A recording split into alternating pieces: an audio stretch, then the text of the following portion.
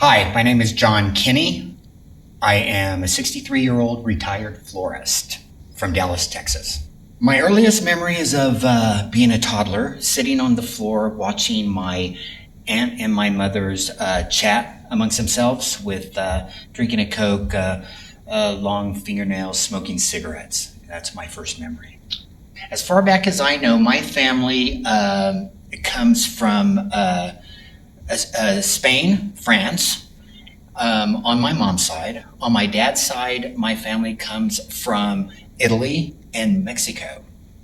What I remember about my own grandparents on my mom's side, laughing, eating a lot of food, always a lot of food, and I used to love to make my grandparents on my mom's side laugh. On my dad's side, they were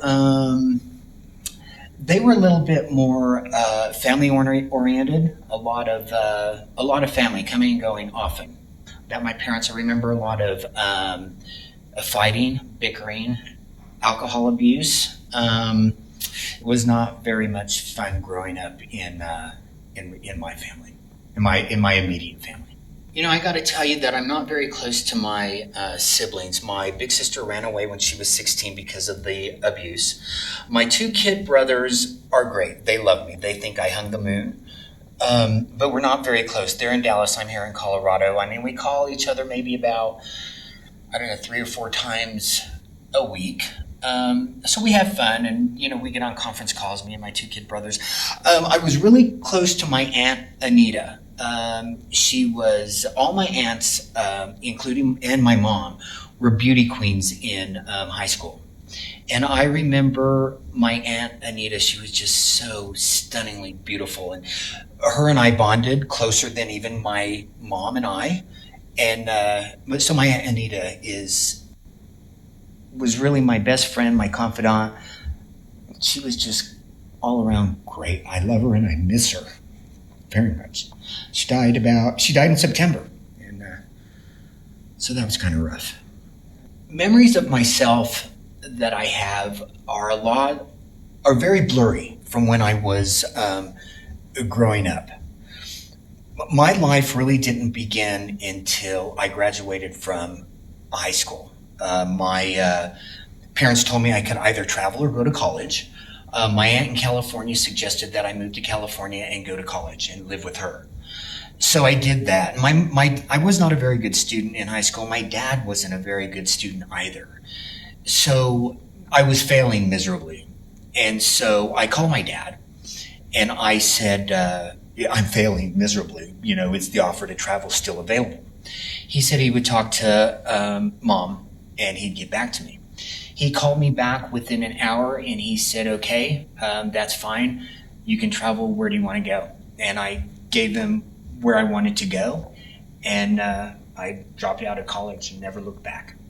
Went to Europe for a year. I met Farrah Fawcett. I met the manager of the Tubes. This was back in 1977.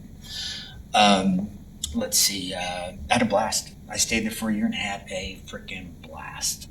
I want to go back to England really bad. I loved London. As a matter of fact, they should make me an honorary Brit. I just love that place. I met Farrah in London. Yeah. And so that's always I've got her autograph. It's on my wall with a picture. Yeah, it's totally cool. I loved it. Yeah. I have 2 twin boy Cocker Spaniels. They're buff in color.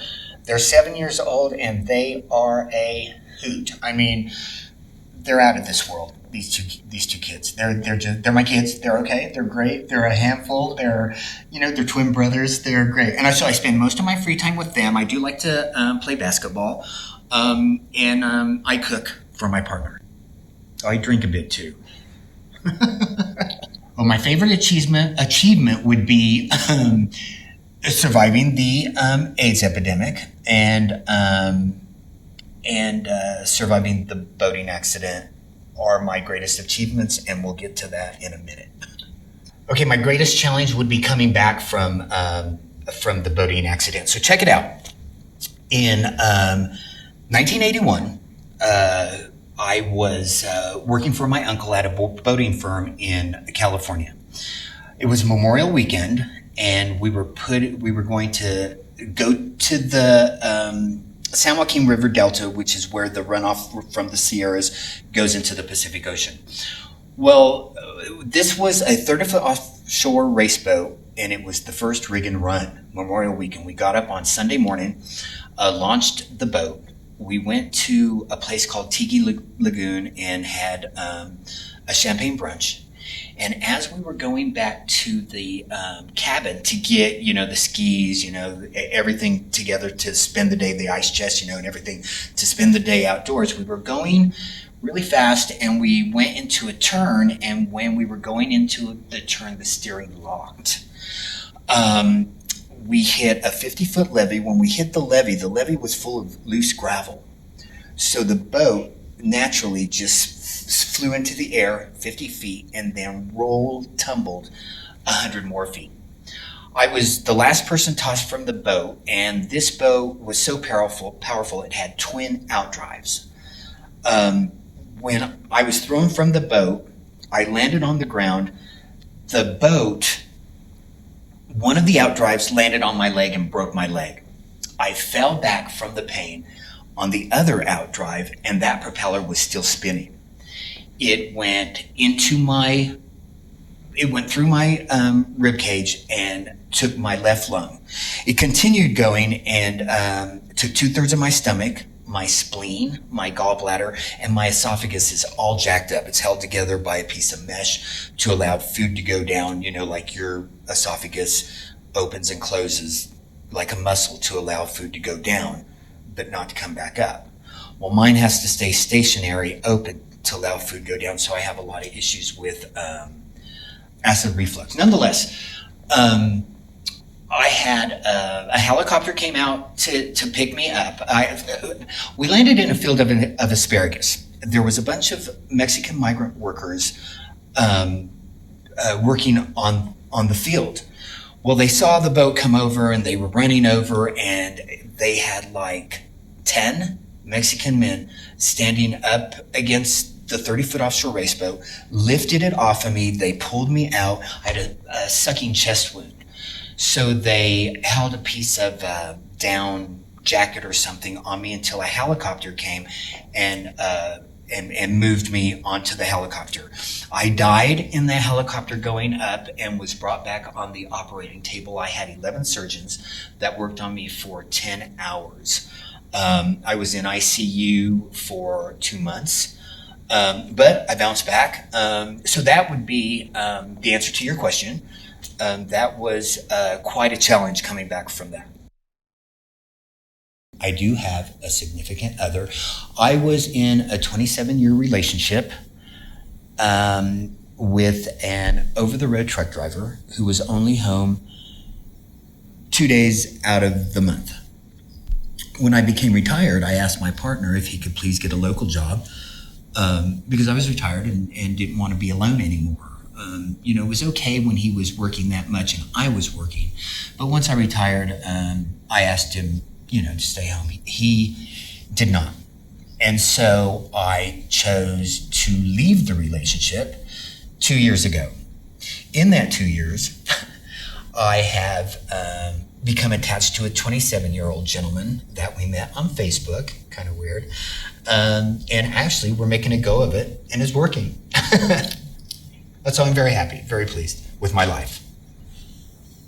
I'm very happy with my life, and I have not been happy in 27 years. My partner of 27 years was just a few years younger than me, but my gentleman partner now is 27 years old, and yeah, there is quite an age difference. I will say that Tyler is a young soul, or an old soul, rather. He's an old soul. He's a young person with an old soul. So him and I get along great. We get along great. Paul and I used to bump heads. Well, Paul would come home, my partner of 27 years would come home, and it would be like training him all over again to don't put the dish in the sink, put it in the dishwasher. Tyler, my 27-year-old partner now, is great. He does everything perfect. He's just a great kid with an old soul. I send him old music from like the 60s and the 70s that I grew up with, and it just blows him away, and he just absolutely loves it. He's an amazing kid. He's great. He's a hard worker.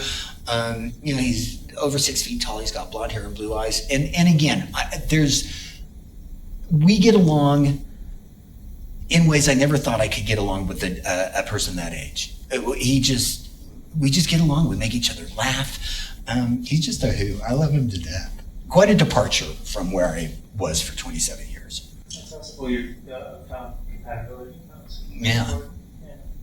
I hate leaving him. I mean, I am 63. I'm not going to be here forever. And I hate leaving him in this world with what's going on. I mean, COVID, Ukraine, I mean, politics, the school shootings. I mean, I actually feel sorry for him. I really do. And I have asked my God every day when I pray, every day, I thank my God for my health.